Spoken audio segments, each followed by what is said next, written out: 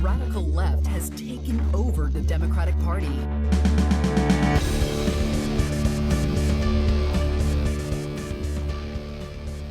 Hello and welcome to Think Progressively, covering politics and all the other chaos life has to offer. This is episode 150, recorded on Sunday, June 22nd from Milwaukee. I am Joe. And for the final time, I'm Jason. Because you're changing your name. I'm no longer Jason. And on today's episode, we reflect on 150 episodes in, since this is now our last episode. Oh. Oh, wait. Shit. Where's our streamer things? Mine's on the counter. Damn it. I brought mine along. Oh. For just such this occasion. Thank you. Yeah. I appreciate it. So why are we leaving? Well, we have lives. Yeah, I mean, as we talked about, I've been doing podcasting for over 10 years, pretty much continuously now. Right. And yeah, I and need mostly a like break. back end stuff and like lots of editing, and you are the editor for this Right, podcast. right. So, that's where obviously I always give credence to that too. I think you also hit it on the head where after the election we tried really hard to diversify what we were talking Mhm. about, and it's just all the same stupid stuff over and over again, and it's very difficult to keep on going when we're just saying the same things over again. People Right. can do that, but guess what? They get paid to do that. We don't get paid for this, so we're going to go on and do other things. What we want to do today was talk about what we really remember from the podcast over the last 5 years. Maybe we've been doing this for 5 years, man, which Mhm. is Yeah, I never thought it longer was going to than last I this thought it was going long. to be. We did this as a COVID vent session, Right. which I'm sure we'll talk about to begin this. But yeah, I was not planning on doing it for this long. Mhm. So we're going to reflect on some of our most memorable parts, our favorite parts, and just kind of have a nice last discussion Mhm. into the mic. Well, in case you don't really care about our podcast and you really did want like a progressive news episode, I figured let's throw back to what we used to do and let's talk headlines. Let's talk headlines. We bombed Iran. We're at war. Yes, the peaceful dove president Donald Trump entered the war with Iran. Yep, we're doing great, man. Yeah, it's exactly what everyone was criticizing Joe Biden and potentially Kamala Harris Correct. for doing, and surprise, surprise, Donald Trump is exactly the same.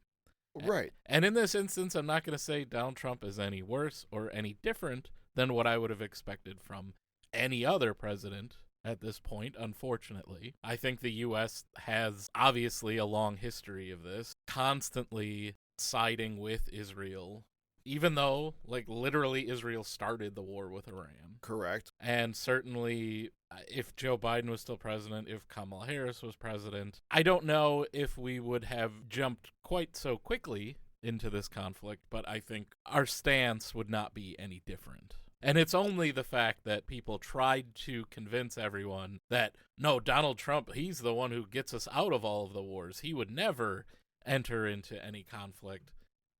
Obviously wrong. He is a child. Right. Well, I think that's where it scares me too, because don't get me wrong, at the end of the day, both mentalities lead to needless war. But let's take the hypothetical, war hawk Joe Biden, even though whatever. Right. But or just an establishment Republican war hawk type, right? Mm-hmm. At least with that, you would hear some kind of strategy in place where it's like, hey, we got to talk about defensive positions, geopolitics, this whole thing.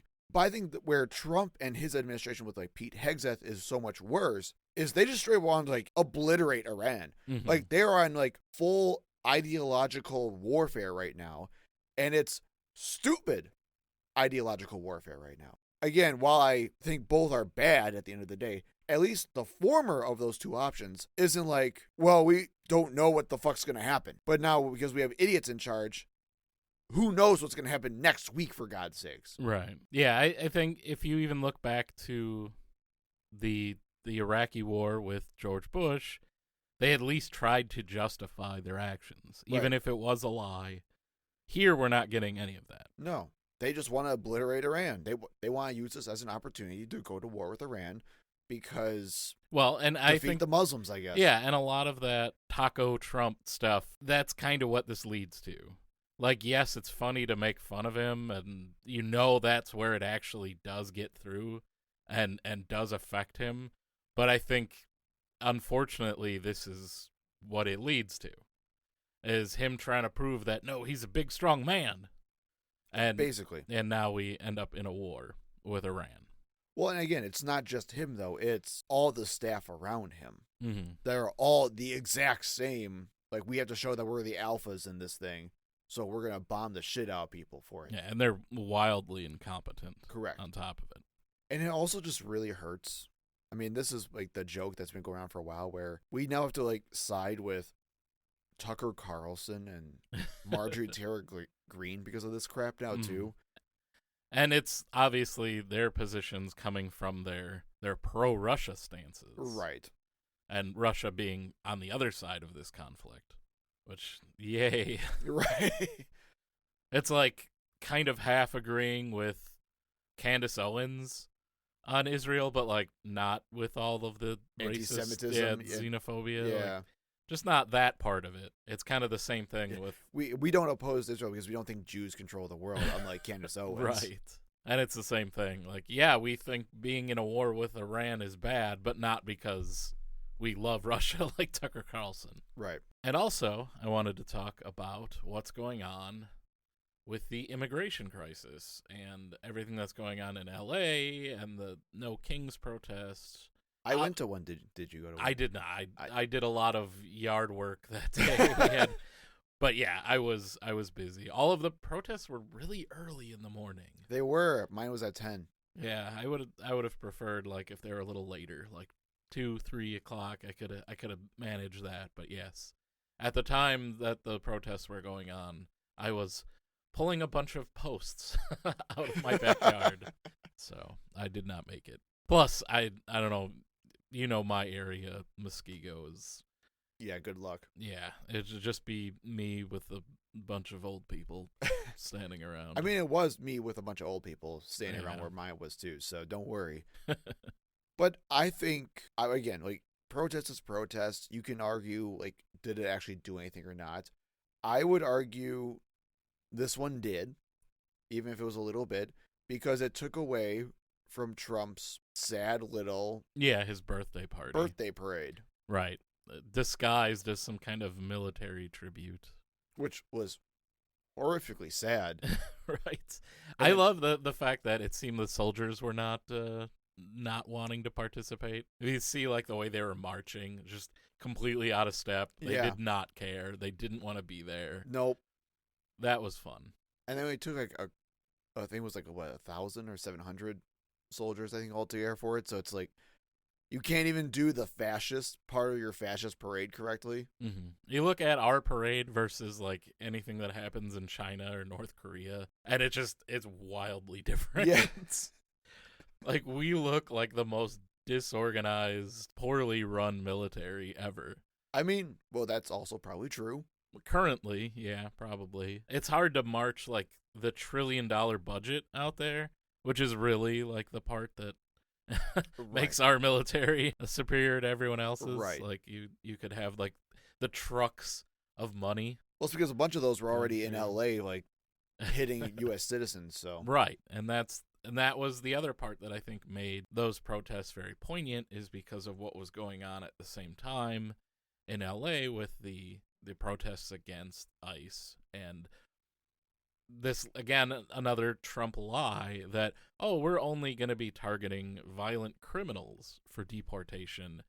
Instead, they're literally taking people who are working food carts and stalls on the streets and snatching them up in the middle of the day with no due process and leaving empty businesses right. just sitting there. Like, these are people who are here to work. Those are supposed to be the immigrants that we embrace, right? Yep. Like, they're the quote-unquote good ones. Yep. And they're the easiest targets. So, of course, when you have a mandate from the same incompetent idiots that we talked about when we talk about the war in Iran, they're the ones that are being forced to meet these quotas and these numbers that Trump promised when he got elected. What are you going to do? Are you going to try to find all these criminal immigrants who don't really exist, and it's a much smaller number than what you were proposing, and they're much more difficult to locate? Or are you just going to snatch people on the side of the street and, out front from the Home Depots and, all the things that they talked about? Yes, that's what you're going to do because it's easier. Right. And they're literally going to immigration hearings where people, again, are here legally and following our system. And doing what they're supposed to do. Right. And we're using that against them. Because, again, they're easy to find. You know where they're going to be. They're showing up to their court cases. Yep. And so they're going into the courtrooms and kidnapping them and deporting them. Well, and this was the whole point of Hannah Dugan here in Milwaukee, where you are trying to do your job as a judge, and basically ICE agents are making the courts unsafe for people to go to, which means they're not going to go to the things they're supposed to go to. Right. But again, I think it just tells it all, too, when you heard Trump talking about the farmers as well, where, we're actually going to make exceptions because, not all immigrants are bad. We need immigrants for, the farmers, and because we don't want our farmers to suffer. You did it, man. Right. Yeah, I know we talked about the article in Wisconsin where there was huge issues with driver's licenses or access to driver's licenses in Wisconsin for immigrants, and you can have that, look that up in our archive as well. That's why this is our last episode, folks. Right. Nothing more to say. Well, actually, yeah, basically, it's all been done before, and the Republican areas are the ones that are hurting by this dumb shittery. Right. That's the point. It's the Republican voters. Yes. Those farmers are all predominantly Republican voters. Yes. And, yeah, their businesses are going to suffer because of the actions of the administration that they voted for. Well, again, it's they're losing their workers because this is the system that we exploited people and created because of this. They are destroying their potential for sales because we decided to put tariffs on fucking everything now. What are they voting for? Their entire livelihood is being destroyed. Right. They're just yeah, I may employ the immigrants, but I hate them too. Right. So I'm going to vote with Donald Trump. I don't get it either. And it's horrible, and it's ruining people's lives. It's tearing families apart. People are dying because of this in prisons in countries they've never been to. Correct. And it's they're still doing the El Salvadoran stuff too. This is the end of any kind of pretense of we're the good guys, right? We're different from Russia and China because we don't do all the human rights abuses here. Well, now we do. Yep. So what is the difference? And that's exactly what's happening on the larger world stage with all of these tariffs.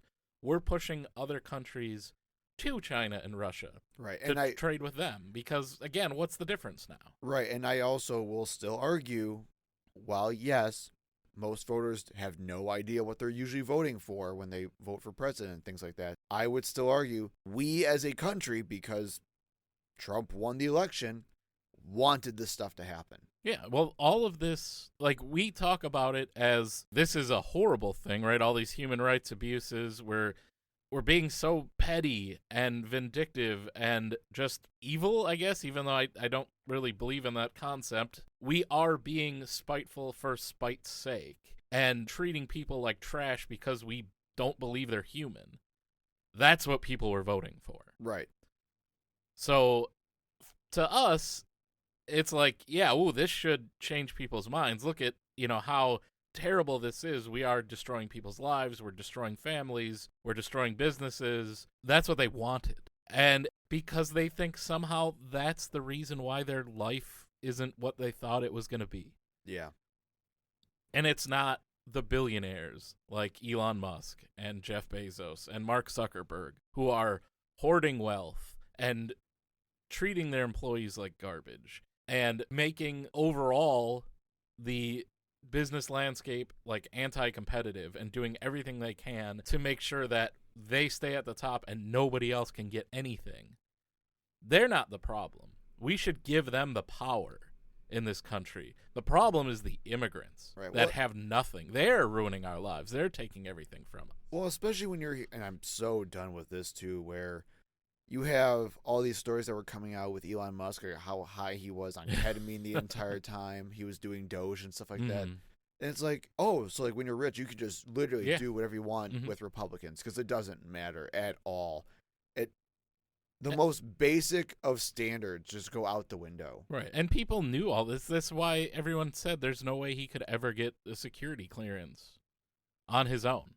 And he never was granted a security clearance despite being the head of one of the big contractors Right. with the US. Because this drug use is not like a surprise just because that story came out in the New York Times.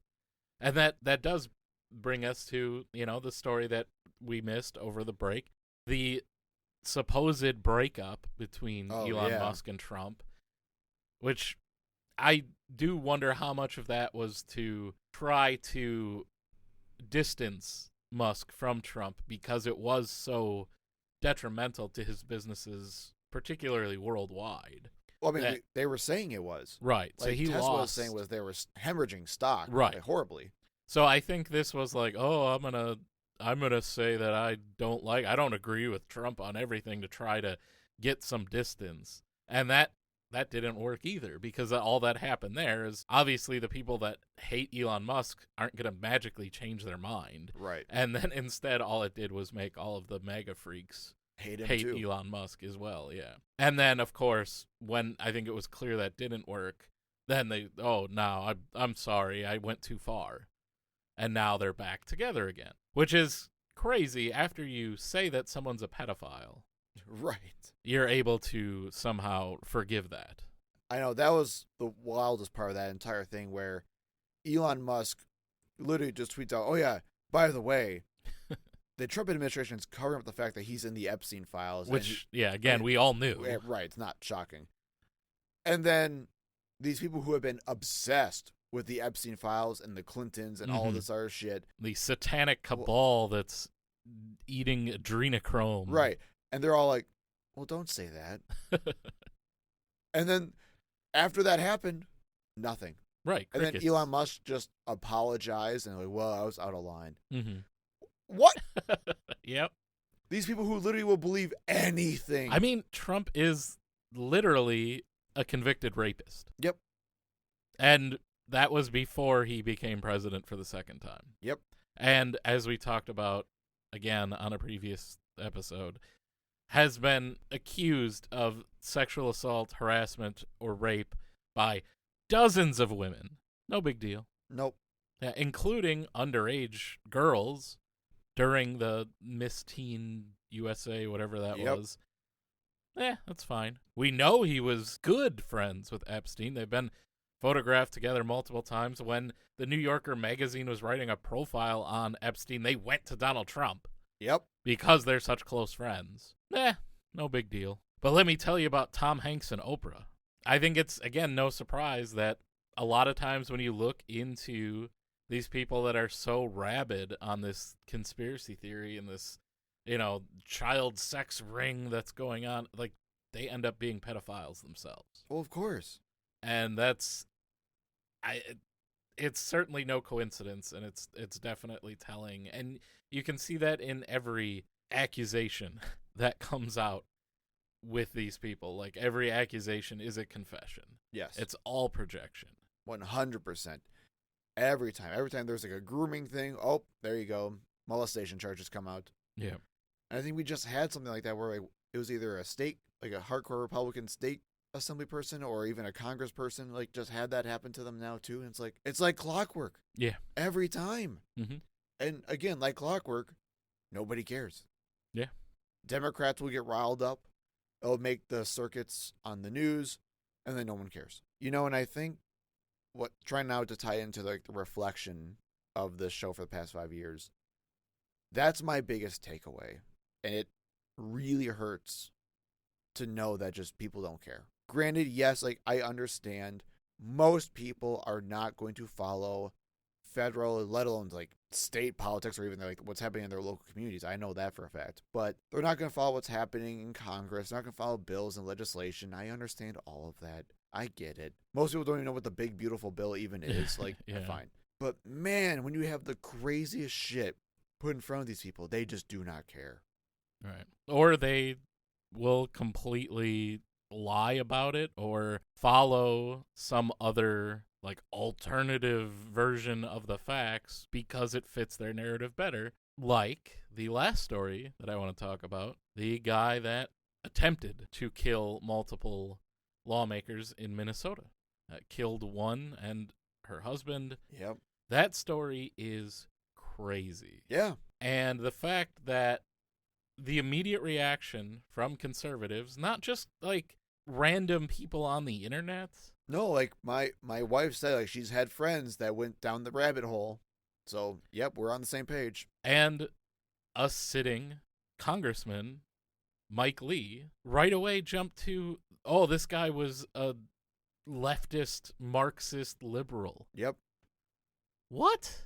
The guy who was described by his roommate as being a big Trump supporter that would hate everyone calling him a Democrat and was a super conservative Christian who was targeting these people because they voted for abortion rights. Yep.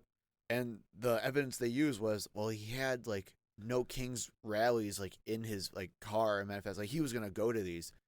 Which Yeah. might not even be true. Well, but again, it's like, yeah, to shoot them up, right, man. Right. That would have been my first thought, is like, yeah, he was probably planning to attack, but there might not have ever been a flyer. Like a lot of the details in this case are not, I don't know what to believe, honestly. Right. Like just talk about like incompetence too. Like, holy shit, the police don't know what the fuck they're doing. Yeah.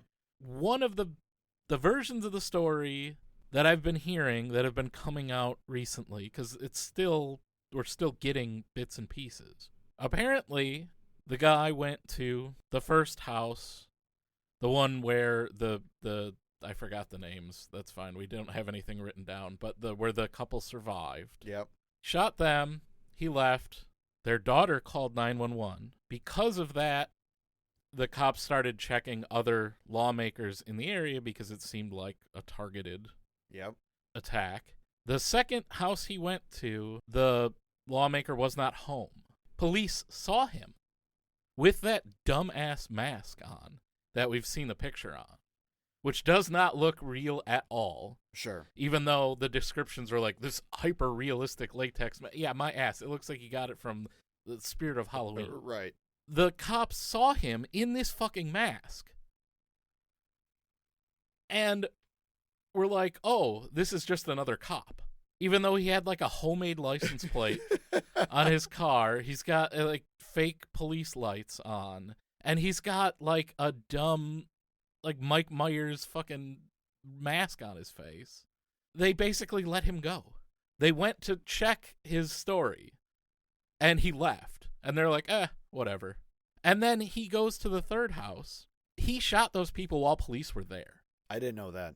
They arrived. He was there. He went in the house while they were there and killed. Again, I forgot. I know their names are H names. Yeah. I forgot what it was. He killed that couple, got into a firefight with cops, and escaped on foot. Yes. What the fuck? What kind of dumbass? For several days, wasn't it? I think, yeah. Wasn't it like 2 days? And he just went, like, to his home. Because the thing is, like, again, this story is so crazy. He has a house with his wife, which was, like, the more remote area one. Sure. But he also has another house where he lives with roommates. And I don't know, again, details on this are sketchy. But he basically was hiding out near his home in, like, a wooded area where they eventually found him because a cop thought they saw him go into the woods. They didn't, like, go after him. They're just, like, told other people that, oh, they thought they saw this guy go in the woods. And they used drones to find him. Because that's apparently all we can do these days. So, yeah, can you imagine if this would have been somebody who killed a CEO? All right. then we would have actually done something. Like, this guy did everything he could to get caught this entire time, and they just barely found him because somebody saw him sneaking off into the woods, and they used a drone to locate him. This story is just crazy. And I'm not one for, I don't even want to call it civility politics and nonsense, where like you have people who are like at each other's throats. Usually Democrats do this all the time, where, I mean, heck, like you saw like Gavin Newsom doing it a lot, and like Gretchen Whitmer doing it, where like, well, I'm going to work with Trump and we're going to try to make it the best possible and blah, blah. Like you weren't just like saying he was like the devil's spawn like Right. a week ago. But man, like even Trump was asked, are you going to at least call Tim Walz and like send your condolences to the families and shit like that? And he's like, no, why would I do that? He's a terrible governor. We hate him and blah, blah. He's like the worst ever. Jesus Christ. Like, Right. the man's just evil, man. Like He's so petty. He has no humanity. no, he's done nothing. He's just incredibly selfish. Everything is about him. Just textbook narcissist. Yeah. And it's disgusting. And the fact that half the country wants more of him in charge, I cannot come to grips with. I know. I'm right there with you. So that was the run through headlines. Very sloppy, unorganized, but sorry, that's what you're gonna get in this final episode. That's why we're not doing this anymore. 'Cause neither one of us has the time to devote to, like, these are very serious topics, and they do take a lot of time to gather the information and vet it all and make sure it's accurate and get it together in a script and And be told it's wrong anyway. right by crazy people. And 4.5 years of that is Enough. enough. Yeah, more than 4. It's almost 5 years. It had been Yeah. 5 years in August. Yeah. Let's start with the beginning. I was born on I'm still in awe. I don't know if you're in the same mindset with me, but I'm still in awe that COVID even happened. Where we had the lockdowns that happened. We had the chaos that happened from it. And I'm also just as in awe that I'm like one of the only people who seem to remember that COVID happened. Everyone's like, oh yeah, we did that 5 years ago, didn't we? It wasn't that long ago, Right. man. I was originally of the mindset that we'll get through this. It won't be a big deal with all of the modern technology we have. We can track these things better than at any point in human history. We have all of this modern medical science. It's not going to be like 100 years ago. Well, this will be just a blip. I'm like, I fear for the rest of the, like the underdeveloped world. I imagine it's going to be really rough there, but here in the first world, we'll be okay. That was incredibly wrong. Right. Instead, we just went nuts and denied that it was even a thing and did nothing, not even the bare minimum, to try to protect everyone else. No, we actively tried to make it worse at every turn. Right. And cried about our freedoms being violated because we're like, yeah, you should probably wear a mask in public so that we can try to curb the spread of my freedoms. Like, what the fuck? I know. I've said it before at the beginning part of our podcast 5 years ago, and I'm going to say it still today. I think COVID was the best evidence ever. And even now, like, I think it's only gotten better evidence because now we're still seeing the remnants of the insanity of COVID. Mm-hmm. If anyone tries to tell me about the marketplace of ideas or the free market or whatever you want to say, but people will come to decisions on their own because they're smart. No, they're not. We are the dumbest motherfuckers I have ever seen. And you had people who, and again, no illusions from like the scathing atheist guys. He wrote a book during COVID about how religion, granted he is an atheist, so he is an atheist, but so like religion's kind of the whole point, but how Christianity in America and religion in America actively made it worse at every turn as well. And I think that's also worth knowing too, where you had people who are like, well, we should like respect our religious beliefs. Motherfucker, you're the one who's pretending to think that vaccines are against your Christianity. as of 2 weeks ago so you could avoid getting the shot. Yeah, just the fact that the vaccine was not seen as like a way out of this, No. but like further overreach by the deep state trying to replace our DNA. Right. And like Fauci's What the fuck? like, and now Dr. Fauci's life is like just ruined yeah. now. Yeah, I mean, it ended his career, a long, storied career. I mean, we could talk about all of his issues during the AIDS epidemic, but beyond that, the guy has done everything to promote public health. Yeah. And he is like a supervillain to half the country. Yeah. Well, and we actually didn't get a chance to talk about this in our previous episodes, but now when you even look up, it was like covid.gov or covid19.gov, whatever it is now. Do you ever see what that is? No. We're going to fucking look it up now. This is it. This is what you get with like, it's like covid.gov now, which was like what tracked all the shit. Lab leak, the true origins of COVID-19. Yeah, it's just a straight up conspiracy website from the White House now. No, very nice. Yep, there's all how the Wuhan actually made it happen. It's just bullshit, man. Oh, there's Fauci there. Oh, and his granted clemency for Fauci. Like, this is straight up like a website you would see from like just some crazy person. Mm-hmm. Well, it is Donald Trump. And probably Robert F. Kennedy Jr. Oh, right. Andrew Cuomo failures, misinformation supposedly. Yeah, like this is just official House rhetoric now. Mm. And we saw that also with, what agency was it? The CIA now that said that the lab leak is the best possible explanation, like right after Trump got in power. And then the Republicans turn around and say, see, they knew it all along. Yeah. I'm like, how dumb are you guys? Right, and they're an intelligence agency. They wouldn't have any way of knowing this. Well, it was the same thing when, like, what was it? The Bureau of Labor was the one that initially said it was. Right. I'm like, why do we care what the Bureau of Labor has to like, say? All of the scientists say that the most likely cause is zoological, not anything coming from a lab, and that definitely corresponds with the way the outbreak happened. I mean, we've done a whole episode. Again, on this. like we said, Yeah, we've done this before, but those were the origins of this podcast. It was during COVID, as most people were looking for things to do as they were, home. right. It just scares the hell out of me because, again, no one ever better tell me Marketplace of Ideas ever again, because this is a shining example of how we lost. We lost the Marketplace. It doesn't work. Yeah. And COVID is now endemic. Correct. It's something that, just like the flu, which is what happened after the Spanish flu outbreak, Yep.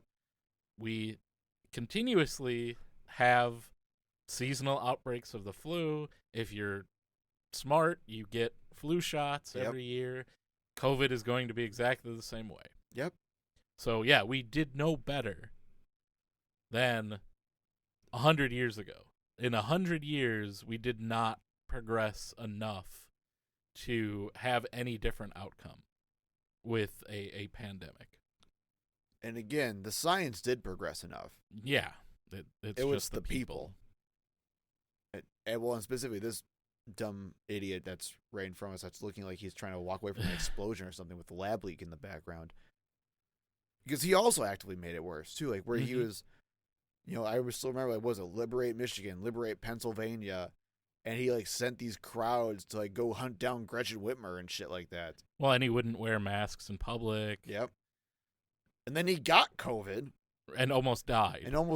Oh, that would have been great. If not for the wonderful socialist medicine that was available to him that he paid nothing for, boy, that would be nice. Yeah. He would have died. He literally, and I say this, I know this is getting into conspiracy theory territory. He had an oxygen tank on him when he got into the helicopter to go to the Walter Reed Medical. I'm positive that he was on oxygen because he was well on his way to dying when he finally went to the hospital. Right. Also, I just highlighted the first point they made. The virus possesses a biological characteristic that is not found in nature. Give me the definition of biological real quick. Oh, it's so stupid. So like that's big for me is that we started with that, and it really feels like we've just gotten worse since then. Those people are in charge again. Yes. And I would also argue, my mind was changed on this as well, that COVID, I think, really shifted Gen Z to the right. Where, yes, like we have like all the crazy right-wing media and stuff like that too, which also radicalized a bunch of people. But I think growing up from COVID, hearing it from Gen Zs who had a lot of friends who turned right-wing because of COVID, I think we severely underestimated how much this would radicalize younger voters in the way that we should have never hoped for. And again, like they're dumb, they're young and dumb, and it sucks, and I hate it. Like I still argue we did all the right things. It just sucks that it happened the way it did. So I'm now very concerned about millennial and Gen Z voters because I don't know what's going to happen with our generations now. I know Gen X is fucked. Boomers are fucked. Millennials are supposed to be the hope, and I don't trust that anymore. I'm rambling. What was your big takeaway from the last 5 years? That we don't learn. We don't. That's what I said. The whole point of ending this is because we've already said what we had to say. Right. You can't repeat. Well, and that. But you're right. You're right, though. It's you can hide from reality. Better than ever today. Yeah, that you can retreat into whatever fantasy world you want. And if that fantasy world is the world where the lab leak theory of COVID origin is correct and Anthony Fauci is a supervillain bent on the destruction of humanity and Donald Trump is our savior and the Democratic Party and Tom Hanks and Oprah are eating the secretions of children to stay young, you can do that. Well, and I was just going to say that too. Like, we as a society have just forgotten about QAnon and like that entire movement and just pretend like that those people went poof and that they're not actually like all here and all in power. Right. So, yeah, I think that's probably one of the biggest takeaways is like truth doesn't matter. Truth is dead. Yeah, I'd say so too. And it's so hard because I don't know what to do about it. I know we've talked about this before as well, but what scares the hell out of me after a second Trump presidency, and we're seeing how bad it is. Man, I thought it was just as bad when we were doing it during the 2024 election. Like, I thought Trump he wasn't sunk, but like as far as like American elections go today, I thought he was pretty much done for. He could not have run a worse campaign. We talked about when, like, kind of right after we started, Biden won, and we were talking about, like, is Trump going to run again? Right. I thought, no, he's going to be 80 years old. Right. Well, and I wanted him to run again because I'm like, you can't ask for a more beatable candidate. He is the worst candidate. If he was bad in 2016, he was like 100 times worse in 2024. Mm-hmm. He got his best chance was in 2016. He got even more insane in 2020 and then got even worse in 2024. I can't believe that we went back to it. Right. We're not going back. We went back. We definitely went back. And I don't know what Democrats do. I do believe at this point, as much as I also hate, like, no one deserves a platform and you are not forced to talk to people that are toxic in your life. You know, I'm not saying that you should, but clearly we're losing the communication war. We're losing the information war right now. Mm-hmm. And I think I'm going to change my stance of what I was on before, which was like, you know, stay off of Fox News, don't legitimize them, things like that. Don't go on Joe Rogan. Why would you legitimize him? It doesn't matter. We lost. So at this point, I think we need to go on literally every single thing Democrats can go on and argue the fuck with as many people as you can and just try to beat them into submission at this point because, man, I don't know what to do outside of that at this point because sticking to like our little bubbles and keeping our heads above the fray, like, well, those people are just like, they can whine on Joe Rogan all they want. They can whine on Fox News all they want. They're winning. Mm-hmm. They're clearly winning so many people over. Mm-hmm. And we're not doing it. So I don't know what else we can do. And it scares the hell out of me because I feel like we're doing like a vicious circle thing where people are voting for Trump and Republicans because they don't understand the issues. So then when we try to talk to them about the issues and say, no, you're wrong, they get angry about us because we're like supposedly smarter than we're like demeaning them. Right. So they like will go farther into It's Trump land. idiocracy. And I'm like, I don't know what to do about that, man. Yeah. They're just like, oh, your gay nerd speech. Like that's all it is.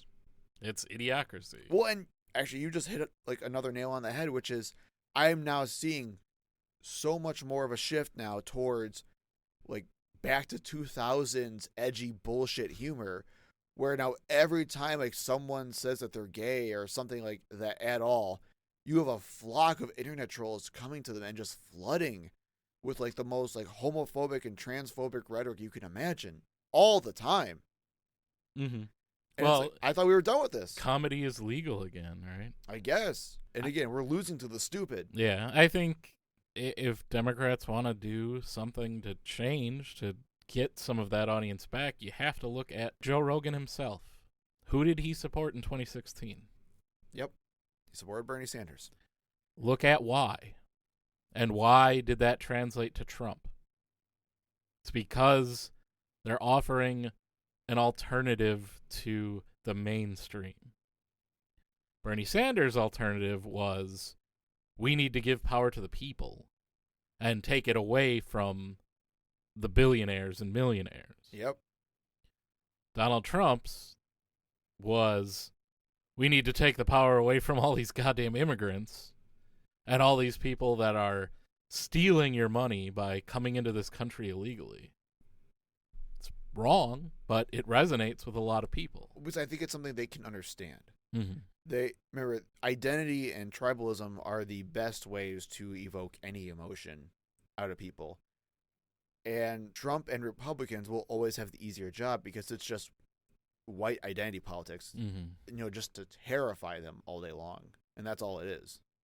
And I think that's the problem with the Kamala Harris campaign, is they did not do enough to differentiate themselves from Joe Biden, who was at that point a wildly unpopular president. And their message was basically, yeah, we're just Joe Biden, but younger. And that's not enough. Right. And that's, I feel like, the way they lost. When she first entered the election, she had all the momentum in the world. Yes. And it just dried up.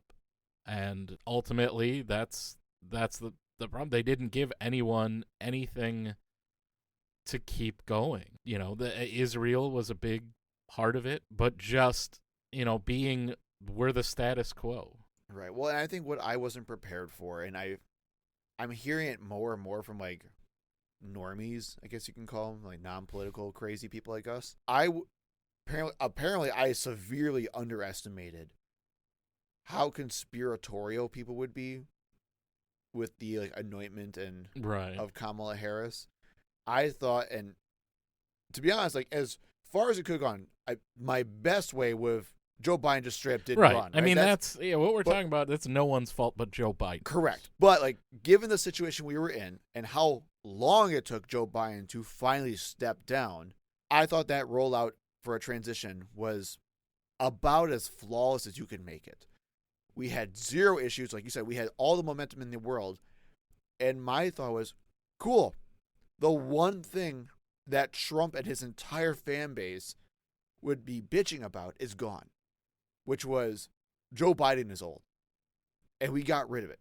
And everything stemmed from that Democrats don't do what the people want. Actually, they'll say it, but in reality, we have this geriatric guy in the White House who refuses to step down, who doesn't listen to people, and is not progressive enough for a lot of people. I thought legitimately, once Kamala Harris entered and Joe Biden stepped down, everyone would be like, they did it.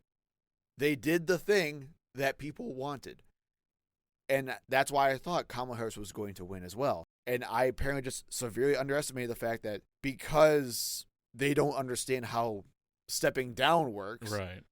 people are like, well, there must be some reason, like conspiracy that are Right. happening. Oh my God, I can't trust They Kamala stabbed Harris. poor Joe Biden in the back. And I'm like, what happened? We did the thing we all wanted them to do. Yeah. Like, I have friends who are like, well, I hated Joe Biden.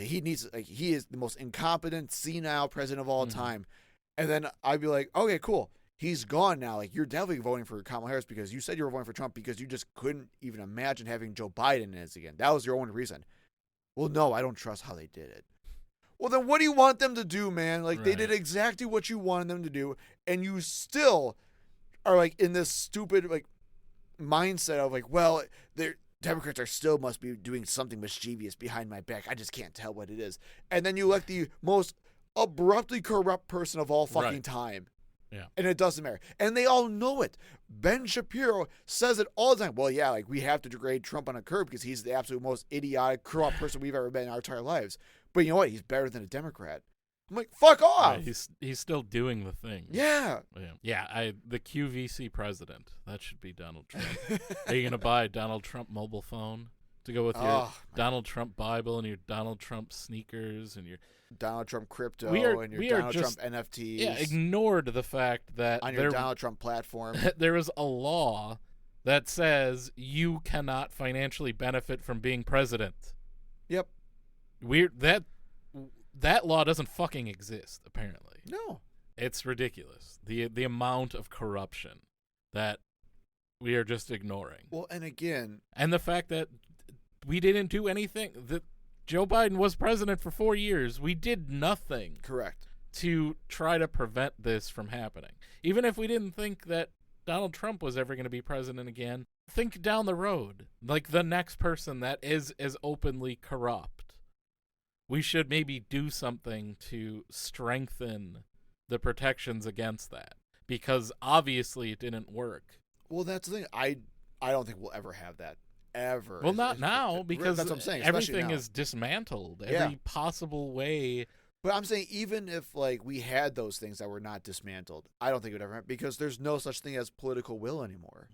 There is never an agreement on anything anymore. What's the point? It doesn't matter. I mean, I was listening to, in the aftermath of the killings of the Minnesota representatives, I can't remember which podcast it was, but they were talking about, like, Gretchen Whitmer and how, like, she was attempted to get kidnapped and all that stuff, you know, back in the day too, like during 2020 and 2021. Yeah.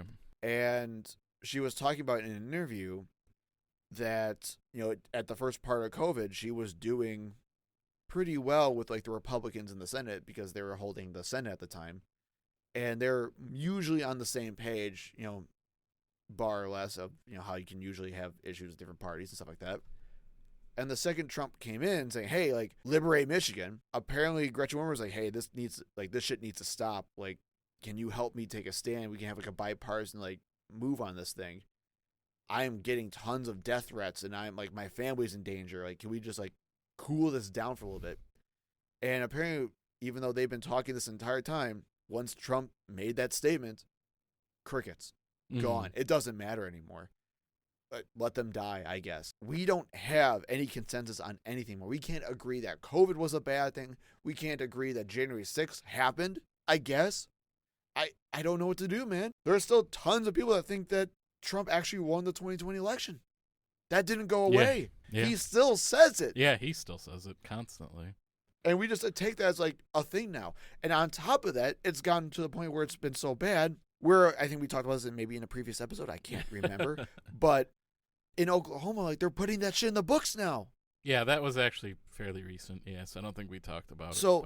But yeah, if we didn't, Oklahoma has a crazy-ass state superintendent or whatever the hell they call their superintendent over there. The basic ones that lead the education department. And he's mandating that they have in all social studies books that they're buying that there were all these issues and fraudulent issues with the 2020 election and how it was stolen from Donald Trump. That will be in history books.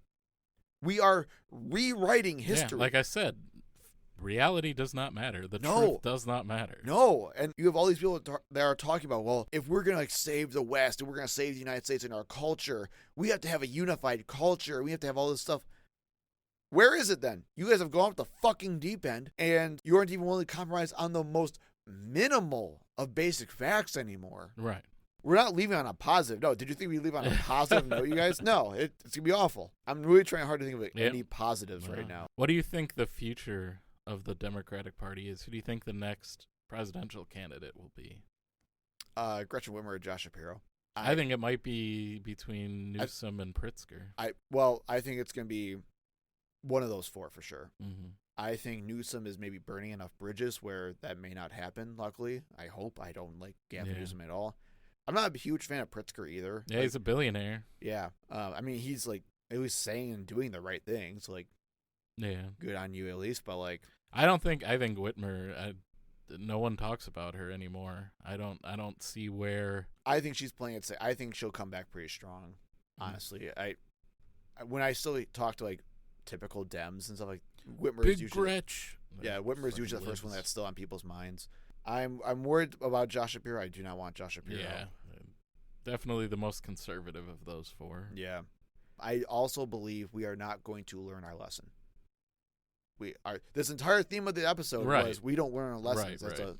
I think that goes doubly for Democrats as well.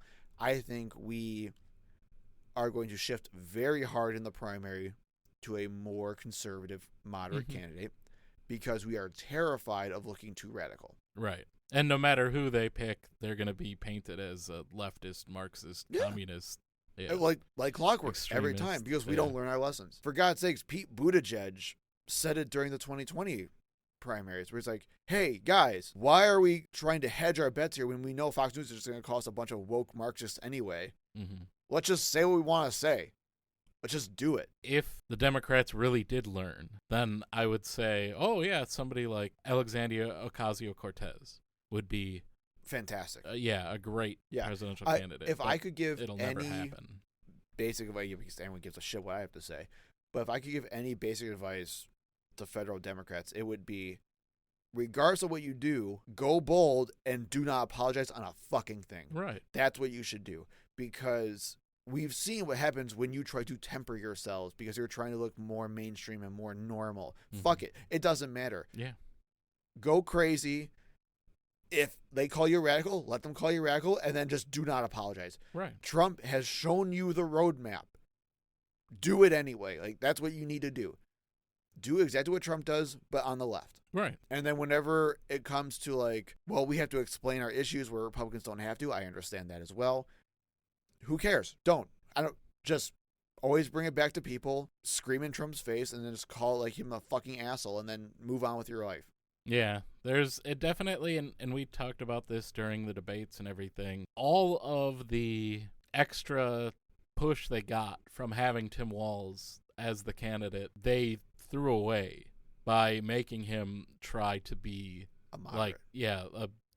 I'm just a guy from the Midwest trying. And at the time, I was like, I see what they're trying to do. Yep. And maybe it'll work. I don't know. They've got, all of these numbers and research and data that I don't have access to. It's not what I want to see. Well, apparently I was in the majority there of it's not what I wanted to see. And that, again, just further tanked that campaign. Yeah, well, I think with Kamala Harris's campaign, it was, we are trying so hard to broaden as much as we can that we didn't have a message. Which is true. Like, I really don't know what Kamala Harris's message really was outside of, like, we go back to normal politics. Right. We get... It's just, the return fascism. to normalcy, more of what you just got for the last 4 years, which at that point people were sick of. Right. So, and I think we had Walz do, like, a lot more. He wouldn't have made that much more of a difference, like, in the grand scheme of things, but it definitely wouldn't have hurt. Right. I think if they would have let him go into that debate with J.D. Vance and just go being himself. Yeah. And saying about how much of a fucking weirdo lunatic that Vance was, instead of, like, he would be like, oh, you're a good guy, but your boss is terrible. If he would have just been like, look at this guy with his fucking eyeliner and his fucking couches and shit, that would have been, I especially with the younger voters, which turned out that was a big part of the election, I think they would have done much better. Yeah. And they definitely fumbled it because they had a good candidate for that. Yep. And that's how Tim Walz gained the notoriety he did, which put him in contention for that position. And they tried to change his entire personality. Right. Well, and again, I understand where they were coming from. I said it. Hindsight's 2020, right? Like, but like, it also is very difficult because in those moments, Kamala Harris was hemorrhaging moderate voters. We weren't hemorrhaging progressives. We were hemorrhaging moderate voters. And I think the problem is we just don't understand moderate voters because we think, oh, well, we'll be more loosey-goosey and more centrist and things like that. Nope. Fuck it. Moderate voters hate that too. They don't understand any of those things. They don't care about those things. Give them a vision that they can care for, and they'll usually either come around or they'll fucking hate you because that's how stupid they are. But if you don't have a vision at the very least, they won't gravitate towards you. So go bold and be unapologetic about what you do, and that'll give us the best fighting chance for this. By far. Do you think that Donald Trump is the only Republican that has this type of momentum, or do you think other Republicans are going to have the same momentum that he has? It would have to be somebody that we haven't seen already. You don't think anyone that's already in it, even like his sons or anything like that? I mean, not from what I've seen. When they're terrible speakers. And, I mean, Don Jr. is just clearly zooted out of his fucking mind. Yeah. So I don't think no one really resonates with them. You don't really hear about Barron gets more attention than Don and Eric. I just saw an article today that Barron made $40 million off of Trump's crypto bullshit. Yeah, not surprised. Again, emoluments clause. What the fuck is that? I think I'm kind of in agreement with it, which is I have not seen. Yeah, I mean, it's possible, but I haven't seen J.D. Vance. No, you never even hear about him. Right. And again, even with all that said, like, I know Trump has this charisma and he has this popularity and this aura around him. Dude, I don't get it. Yeah. When I watched, oh god, what's that comedian's name? He's like the Italian that has like the big mustache. Shit. And he does like a famous podcast that's like really popular right now too. Not Theo Vaughn. It's like he's one of the other ones that Andrew Schultz? Yes, Andrew Schultz. Italian? Is he? I don't fucking know. Schultz? Fuck. He looks like he's Italian. Okay. Maybe it's the mustache. You don't know. Maybe he was Italian on his mom's side. I was thinking Andrew Schultz, but then you said Italian, and I was like, He just looks like an Italian bro. I don't know. Maybe it's the mustache. Anyway, whatever. Where he was talking about, he voted for Trump as well, obviously. And his reason was that Trump is the one that gets the bitches. He's the one that's super fucking cool. And he's just this awesome, badass motherfucker that just gets all the bitches. And I'm like, where is this coming from? Like, are we just mythologizing this man just out of fucking nowhere? Like, I have been for a long time. I just don't understand because he is the frumpiest looking motherfucker I have ever seen. Yeah, what is happening? Just because he's got money. Like, I guess. He literally has to bring them in from other countries and pay them. Like, he pays to sleep with porn stars. Is that getting the bitches? I don't know, man. I legit don't understand Trump's aura because maybe I'm just like too far gone in the left-wing circles at this point where I just don't know, or hell, without sounding like such a conceited asshole, like maybe we're just too smart to recognize it. I don't know, man. Well, he is a con, and you kind of see it with, right, these conspiracy theories and all this shit that's just obviously false. Right. And Trump is obviously a bad con man. Yes. But he's not even a smooth talker either. For it. When you hear him talk, he is the dumbest person you'll ever hear. I don't get it. So, I don't know. Hopefully, we'll have some good stuff in 2026. Hopefully, 2020 will be okay. Knock on the wood, man. I don't know. We'll see. Yeah. I'm not super optimistic, to be completely honest. No, I am not. Because every bit of optimism I have right now is just couched in, well, Trump won twice. Well, I don't trust anything anymore. And they're literally dismantling everything. Yeah. And a lot of this damage is going to be permanent. Yeah. And yeah, the country will never be the same. Nope. We're in the worst possible situation for this country right now. And people are salivating to watch it just drive off the cliff. Well, I think that about settles it. That does our feelings about these things. Like I said, it ain't changing, man. Right.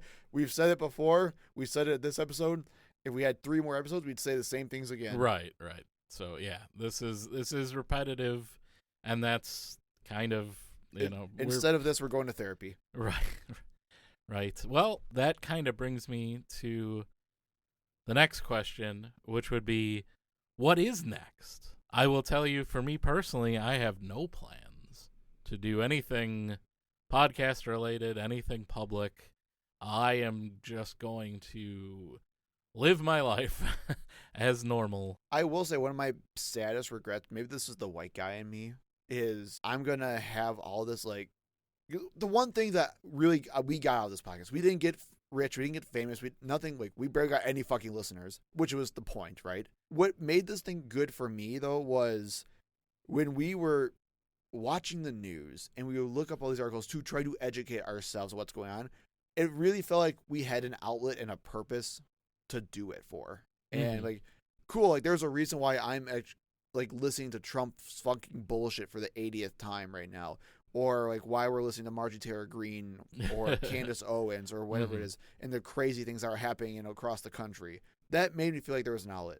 When I was listening to all the stuff about the LA protests and like what was going on over there, and like I didn't know we were going to talk about it today, I really had this feeling like I have no outlet for this now. Oh no. Yeah. Do I even care to learn about this because I have no outlet for this anymore? So that's going to be a sad thing I'm going to miss about this podcast. Anyway, sorry, I interrupted you. No. So I'm just saying that no plans for me. You know, if you miss the sound of my voice, I'm sorry, you're just going to have to listen to the episodes again. What about you? Well, we are officially not recording in our typical studio. Yes. We are recording at my place now because... Moved from one basement to another. Yours is much nicer. Mine is much more utilitarian. Well, you had a permanent setup. My wife and I started a podcast now, or will be soon. I think by the time that this comes out, we'll have this all published now. So we are starting a podcast. It was her idea called So Bad It Has to Be AI, where it's more of a funny, quirky. It is not a political podcast, although there are some cross references, obviously, because everything's connected, where we look at all the terrible things AI has done and created, and all these like AI generating grifters try to make a buck on, and we try to expose them for what they are by laughing at the absolute nonsense they create. So check out the first episode. We go over some insane AI generated ads that have been flooding Facebook recently. And boy, it's a trip, man. So make sure to check it out. I'll include the link to that in our show notes. And give us a subscribe. What was the name of it again? It is So Bad It Has to Be AI. And you can find that, I'm sure, anywhere. Everywhere. Yeah. Guess podcasts. What? I'm not switching services from what we use for this podcast, so it's gonna go just in the same places. So there you go. If you want to listen to Joe, you can do that. I'm gonna close it out, Joe. What were your favorite episodes? Favorite episodes? Yeah. Of our 5-year run here. So I think personally my favorite episodes, I can't really pick one, but one does stick out to me. Well, two stick out to me personally, were the Black History Month episodes. I think we put a ton of work into those episodes. I remember this is like an honorable mention, but I remember the redlining one we did was we spent so much time on that redlining one, and it was so good. I loved that. But for me, I think it was my latest one, which was the Shirley Chisholm episode. I had a lot of fun learning about her and everything she stood for. It was just so cool for me to learn about. And it is not as fun, but just as memorable, was the Wilmington coup one that you did. I was not aware about that one at all, and that story is fucking crazy. So I think a lot of those episodes we did just really showed a great through line for like where we are today. When we had the reverse freedom rides, we talked about those as well.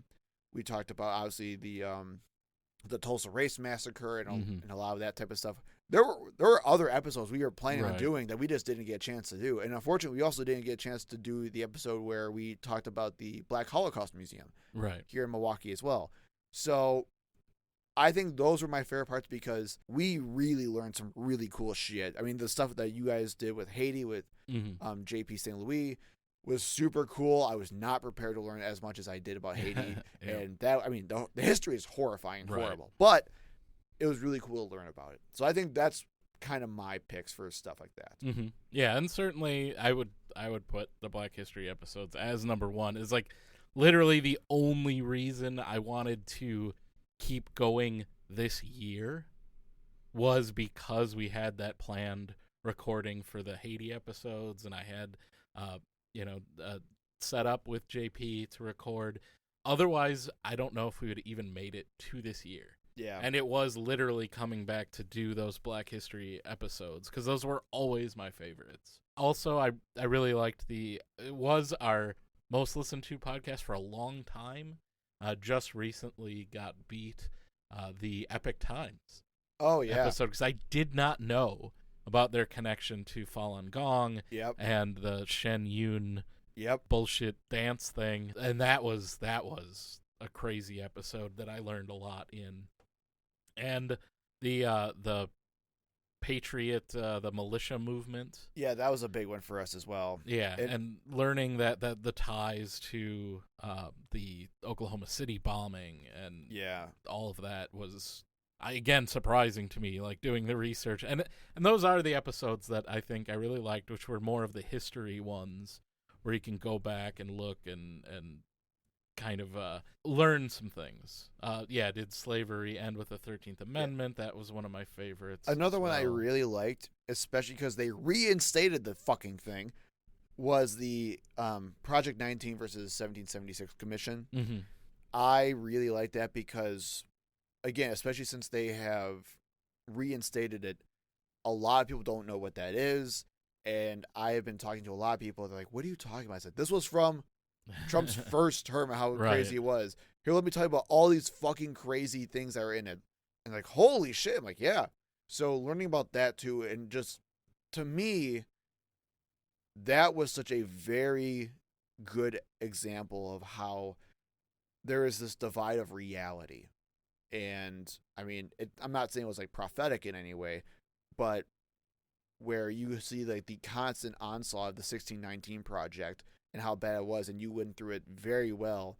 Of actually, there was like a couple of small issues among historians, but it was actually really good overall, and it was fine outside of like the Fox News bubble. Right. A lot of it was like how you interpret some of the language they use. Right. Like, slavery was a big reason for the revolution. Well, was it what do you mean by big? It was certainly a reason. And even though I saw from historians that were like, no, it was not a reason at all. And I literally found old newspapers from Massachusetts worrying about the future of slavery in America because of some of the court rulings in England. Yeah. So it 100% was on the minds of the people. Like, there's evidence. So I don't know how, if you're supposed to be a historian, how you can say that, no, it wasn't a factor at all. Like, to me, that's just wrong. And that's one of the major criticisms. Also, I just found another episode here that may be relevant. Mm-hmm. Episode 26, Screw Andrew Cuomo. Yes, once again. Didn't think that was going to have to come back. Yes, he is once again running for mayor now of New York. But again, theme of the episode, theme of the podcast. Yeah. We just don't learn. Nope. So. What was there anything that you didn't get to do that you kind of wish? You kind of talked a little bit about, we didn't get to do the Holocaust Museum. Originally the plan was to do a tour of the Black Holocaust Museum, talk about what we saw, maybe try to get an interview with somebody who works there, and that was always a future plan. And we never got it. Did you have anything else? Yeah, there was one that I really, really wanted to do. And I think it was also part of the inspiration for the other podcasts, the So Bad It Has to Be AI, was I wanted to do an episode, because we were kind of doing the deep dives at that time. We weren't really doing as much politics per se or political news coverage. It was the movement of modern day get-rich-quick schemes. And I don't know if it's just because I'm a guy in my 30s, man, or something, but I am being targeted like fucking nothing else for all of these get-rich-quick schemes online. And I'm talking like drop shipping, Amazon direct publishing, which is, again, one of the get-rich-quick schemes that leads to tons of people posting AI garbage on Amazon, just flooding it like crazy. passive income that the eyes can see, MLMs, the whole thing, Andrew Tate's Hustle University crap. Right. I really wanted to go into that because I think there's such a good connection between current like grind set mentalities and things like that with like modern day conservatism. And I really wanted to try to make that connection for viewers. So that was one that I really wanted to that I just didn't get a chance to. Mm-hmm. For me, I regret that we weren't able to fit in. I had notes. We were going to do it a couple times, and other stories came up, was the Breonna Taylor shooting. Oh, yeah. Because that is just crazy. Again, talk about police incompetence. It's a miracle she's the only person that got murdered by the police that night. They were literally shooting into her neighbors' apartments, just wildly. And just the fact that the police can literally just get away with it in the middle of the night, just knock down your door and to start shooting from the outside. Right. And you're like, again, I don't agree with it, but we're a country that says, yes, it's 100% in your rights to have a firearm to protect yourself and your family. How are you supposed to know when someone kicks in your door in the middle of the night that it's the police if they don't announce themselves at all? Well, and we see this happen a lot, too, and we're still seeing it happen. But I remember back when we were talking about, like, Breonna Taylor and Black Lives Matter and a lot of those other cases that were happening, NRA was silent for a lot of these. Even though, like, these were black and white and Latino people that were all getting shot because they had guns on them when they were allowed to have guns on them, and it didn't matter at all. And just the people who cry all day long about having gun rights immediately just villainize these people, saying, well, no, they must have done something wrong. Mm-hmm. What do you do? Like, they are the most authoritarian fascist motherfuckers ever. That's all it is, because they do not care about having any types of freedoms or gun rights. What they want to do is have power to be able to shoot other people. Right. And the cops have the power to shoot other people, and they're happy about that. So that's all it is. Right. The state-sanctioned violence. Yeah. Other two that did come to mind since you started talking were, I know you didn't want to talk about it earlier on, but I think the movement's getting worse, is the Republican push for no-fault divorce. Mm-hmm. These are two things I think you should watch in the almost near future, is no-fault divorce being taken away, because apparently that is now on their thing where you now have to be forced to stay in your marriage forever, even if you're being abused, because fuck everything, I guess. No such thing as family values and freedoms anymore. Well, the family values is you keep the family together, even if the people hate each other. Gross. And the other one that we also didn't get a chance to do was the recent movement of taking fluoride out of drinking water. Mm-hmm. So I wanted to talk about that too. There is actually a good, fun science. Well, it's something that's been going. I literally got into this argument with someone I used to work with like 20 years ago. So it's been something that people have been it's such a conspiracy theory. Well, it's been a crazy conspiracy. Now it's just mainstream. That's all it is. Mm-hmm. That, fluoride, it's to mind control the masses and keep you docile. Right. And now it's moved from, well, you should care more about gut health. Cool, whatever, man.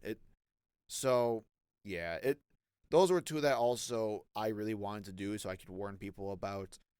But keep in mind for those in the future, because those are definitely going to be happening very soon. One's already technically happening, so. Before we wrap, maybe we should thank all of the guests we've had previously. There, we think we definitely need the list to see. Well, we stopped doing guests because it was too hard to do the recording. Yeah, it is. I mean, honestly, anyone who does like a guest-based podcast every week, and I've produced one of them, it is a lot to try to get guests lined up, make sure everybody's available at the same time. Yeah. Go through any kind of recording issues and technical problems, and then still try to have a show every week it was just too much for us. But right. Yeah, Seth Andrews, obviously, like probably our biggest name guest. Yeah. And was our first guest, so it was great for him to agree. Yeah, we had like Jessica Katzenmeyer, who was running for Assembly at the time. We had Sarah Yacoub, who was running for Assembly. We also had Aaron Rabinowitz to talk about like philosophy. He's also cool. Embrace the Void podcast was a lot of fun. And then talked about healthcare in Wisconsin with Emily Voigt. So that was really cool. So thank you for that as well. Mm-hmm. We had good guests when we could do it. Yeah, we had the school board episode we did with, was that Michael Johnson. Michael Johnson. Yeah, Mike Johnson. And then obviously we just talked about the Colonial History of Haiti episode with Jean-Pierre Saint-Louis, J.P. St. Louis. I'm glad he was our last. That was a good last one to have on our show. Right. So we could pretend we were Joe Rogan. We had our MMA Yeah, there we go. connection. Perfect. Mm-hmm. But no, thank you so much to everyone who joined us on our show. Thank you so much to everyone who listened. I don't know why, but thank you for doing so. That was great. We really appreciate it. The 5 years kind of flew by in the most terrifying way possible sometimes. Mm-hmm. But no, this was something we always looked forward to doing every week. We'll have to find more things to do now outside of podcast recording. Maybe we'll go bowling more often. Yeah, there you go. So, or have some fun game nights or something. So we'll do that. But no, it was absolutely... Yeah, there's no falling out between. This is not the reason why we're stopping the podcast. Oh, he doesn't know.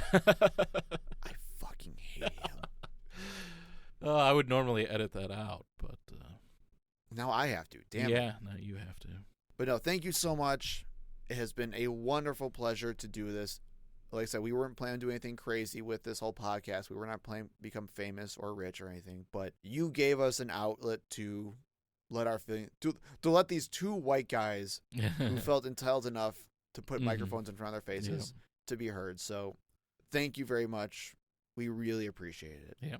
And thank you definitely to all of our listeners. And finally, thank you to my co-host, Joe, who agreed to do this podcast. This was your idea. And stuck with it for this long. Well, actually, you know what? I think there are two people that need to be thanked more than us, though. And it is our wives for letting us do this. Right. Because the amount of times I had my wife just say, "Oh, are you recording Friday?" Yeah. Yep. Can't do anything. Sorry. Yep. Or the amount of times your wife had to be stuck with your dogs. Yeah. I have a dog. One of my dogs just hates everyone who's not specifically me and my wife. And especially me. He hates me. Yeah, and barked at Joe. I mean, we've been doing this again for 5 years. Not one change. Hundreds of times you've met this dog. He just still refuses. I gave him treats. Yep. He showed me his belly multiple times. He is so comfortable. The second I move, I'm going to maul your face. Yeah. So, yes, many times she's been stuck with the dogs barking in a enclosed space. So, yes, thank you to my wife, Melanie. And thank you, Rebecca, for supporting, again, your two nerdy husbands, both of you. We really appreciate it. And we're going to actually end with some lunch after this, so yeah, hooray for that. So thank you, everyone. Signing off for the last time. Bye-bye. Bye. Thank you for listening. We hope to see you in the next episode. You can find us on Facebook and Twitter at ThinkProPod. You can email us at thinkpropod@gmail.com. And remember, when in doubt, think progressively.